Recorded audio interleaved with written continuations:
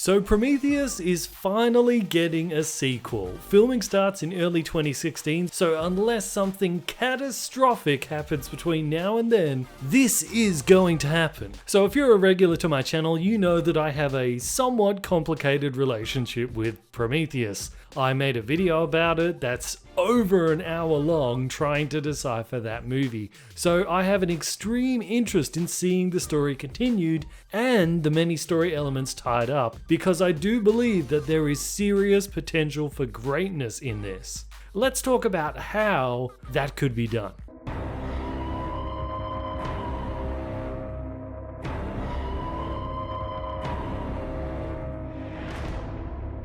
Yeah, that's right, we're not beating around the bush here, and neither should Ridley Scott. He built the entire first movie around questions. Well, guess what? Now it's time for some answers. Cause it's lunchtime, trap, Where's my lunch? Where indeed, Trap? Where indeed? Damon Lindelof. That's right. Damon Lindelof, writer and producer of such mysterious projects as Lost, Prometheus, and The Leftovers. Okay, where's my lunch? This lunchtime is going to be a mind-bending meal unlike anything you've ever had. This isn't blowing my mind, it's just pissing me off. Do you see how invested you are already? I feel like I've hooked you. No, there's a difference between being hooked and just feeling like you're missing something. Do you get that? I do. Or do I? Thankfully, Damon Lindelof isn't involved in this sequel, so there's a good chance that we might actually get some answers, because instead we have the writers behind Green Lantern and Transcendence. Okay, so there's still some reason for concern. But in a recent interview, Ridley Scott said this about some of the questions that the sequel for Prometheus will explore. You gotta follow through. I mean, it starts off, Prometheus, with a very grand idea, or grand question, really. Who are they, and why did they create such evil biology? Strange that he wants to explore those questions, considering that we already know the answers. Those were in fact the only two things that the first movie actually did explain. We know who they are. They're our creators. They engineered us. And we know why they created the evil biology. It's because they wanted to kill us. It just kind of seems like they're going, woo, jazz hands over here, distracting you. Forget about that thing over there that was the whole basis of the last movie. Now there's something different to focus on. Trap, all will be revealed. Okay. In time. No! Where's my food? Consider this. What is that?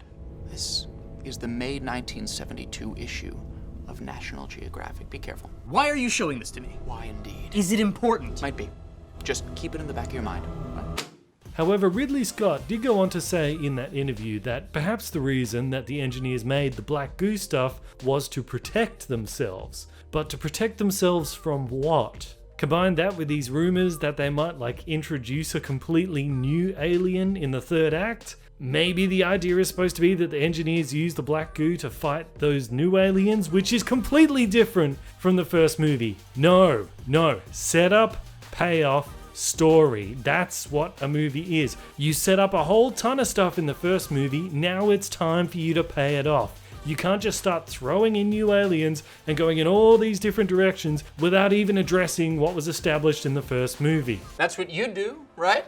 Oh yes, Damon Lindelof. Who is that? Who indeed? What's his plan? Whose side is he on? No, who is he? Why is he here? Why is he relevant to anything we've been talking about? Good questions. I have a message from the Green Woman. What? 87. What?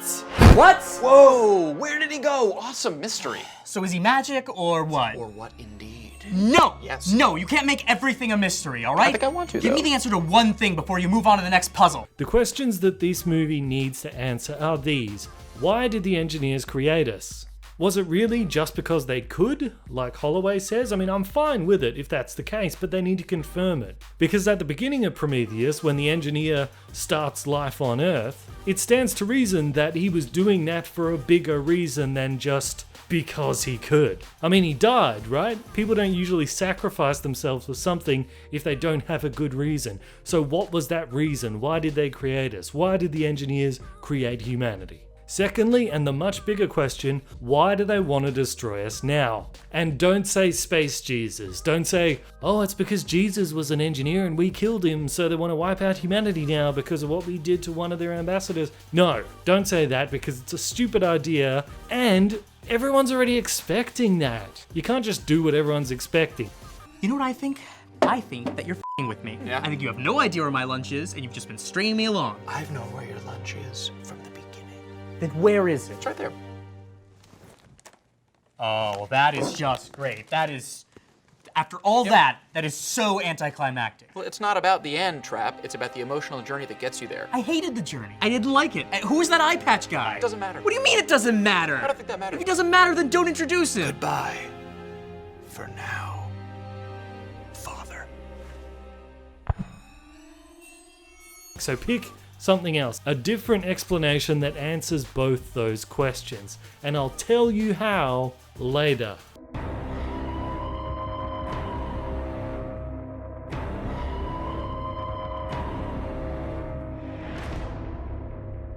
Following the news about this movie has been somewhat confusing. At first, Ridley Scott said that they would focus solely on the engineers with no xenomorphs in the movie, but then later on he said that the xenomorph we will see in this movie will be much closer to the traditional design, so I guess there suddenly is aliens now. Then he said that the aliens will be a fresher take, so I guess that means Xenos, but they will not be the classic design now? I don't know. But in any case, the point is, either connect to the classic aliens directly, or just don't put them in at all. It's an everything or nothing type deal. Don't tap dance around in this grey area of like, oh, there's an alien, it looks almost kind of a bit more like a xenomorph, we're getting closer. No, because that was one of the things that most annoyed people about Prometheus. It couldn't quite decide if it was a prequel or not. So either give us the classic xenomorphs or just leave them out entirely.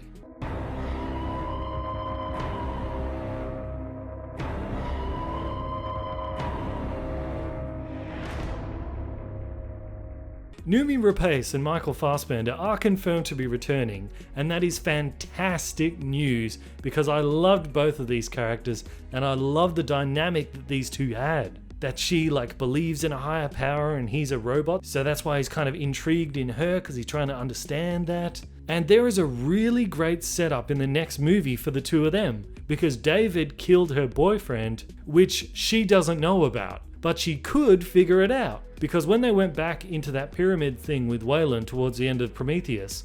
You can take your helmet off if you like, sir. What? The air is perfectly breathable. Wait, we still don't know how Holloway got infected. If it's in the air. It's not.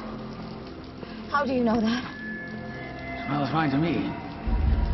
Now, when she has time to think about that, she's going to start saying to herself, how did he know that it wasn't in the air? And if it wasn't in the air, Holloway must have either touched some of the black goo or consumed it when he was on the ship, but the only other person on the ship who had black goo, other than me in the lab, was David, because he brought a canister of it back. Did David have something to do with what happened to Holloway? And remember, David's head has been ripped off, so she is probably going to be debating with herself about whether or not she should reattach his head at the same time as she's wondering whether or not he killed her boyfriend. And David is going to be trying to convince her to reattach his head again. I mean, that'd be amazing. So it'd be like a mental chess game between the two of them. Her trying to get information out of him, but him trying to trick her into putting the head back on. And that could be really interesting from a character perspective. And I really want to see that. So don't waste that movie. You have these two characters, so use them. Don't try to do something like these two are lost and the movie's following another group of people who are sent out after them and it's going to focus on them and we only get to see Shaw and David in the last 5 minutes of the movie. Don't do that. You have the characters,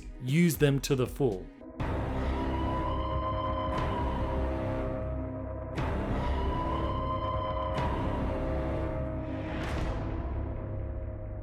Okay, let's do it. Here's my pitch for what I think Prometheus 2 could do to help make sense of everything. When David finds the engineer control center and he plays the hologram recording, we see all these planets floating around everywhere, and Earth is just one of them. So when I saw this movie, I took that as a sign that the engineers had seeded life on many different planets, not just Earth, but many others as well. But why? Well, perhaps what the engineers are doing is they're populating all these different Earth-like planets with simplified versions of themselves, which is us, and then leaving these simplified versions to develop and evolve along natural lines so that they can come back later and see whatever useful genetic traits have developed that they can then take and engineer back into themselves to fast track their own evolution. Which would be the reason why they're like 8 foot tall buffed up giants, because they've been genetically enhancing themselves in this way for a while.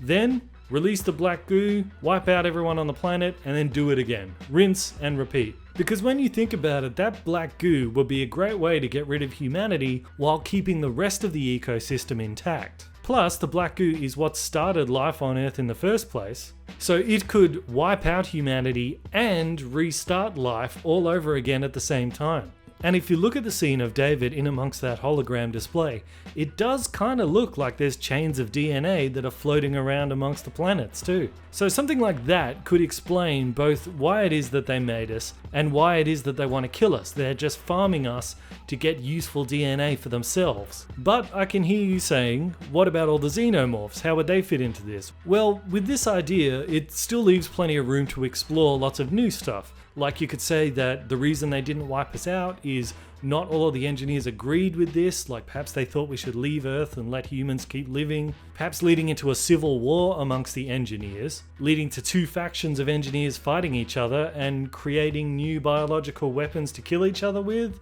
like perhaps the Xenomorphs. Anyway, that's just my ideas and my theories about what Prometheus 2 could be like. And I'm not saying that my ideas are right, or that it is going to be this way, or that it can't be some other way. I'm just saying this is kind of like what I'd like to see. Put your ideas for the sequel down in the comment section. I would love to hear them. And if you want to check out my super long video breaking down the entire first movie, you can click on it right here.